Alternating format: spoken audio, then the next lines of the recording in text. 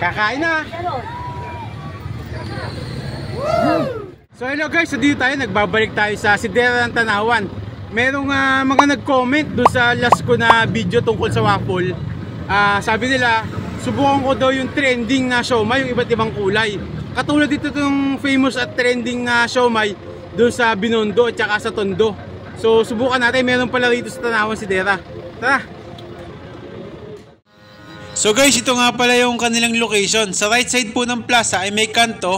Tapos kasunod po nun, yan po yung kanilang pwesto. At ito po yung close-up ng kanilang food cart. At guys, ito na nga, moment of truth na. Yan, ang bango, ang dami, iba't ibang kulay at saka ang lalaki. So ito na, in-order ko na yung iba't ibang klase nila na siomai.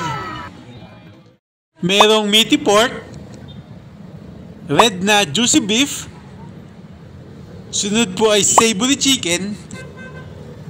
At ito po bago, cheesy beef shawarma. At green na cheesy dynamite. Guys, subukan natin ito. Kakaiba to, kulay pula oh.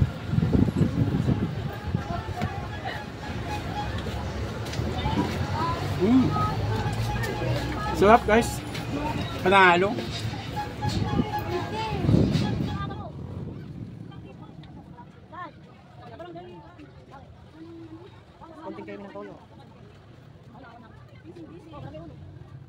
So guys, ito na, try natin. Ang laki oh. Mabigat siya, tsaka ang daming laman ano. Try natin oh.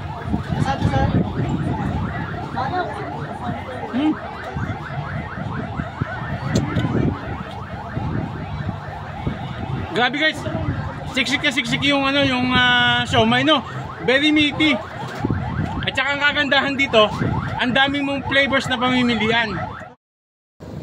Guys, open po sila ng 2 PM to 10 PM, Monday to Sunday po yan.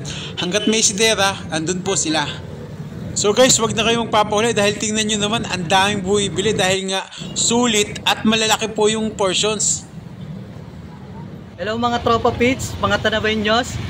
Inaanyayahan ko po kayong tikman ang aking siomai Binondo style na napakasarap. Nandito po ako, located po ako sa Sidera, Tanawan City.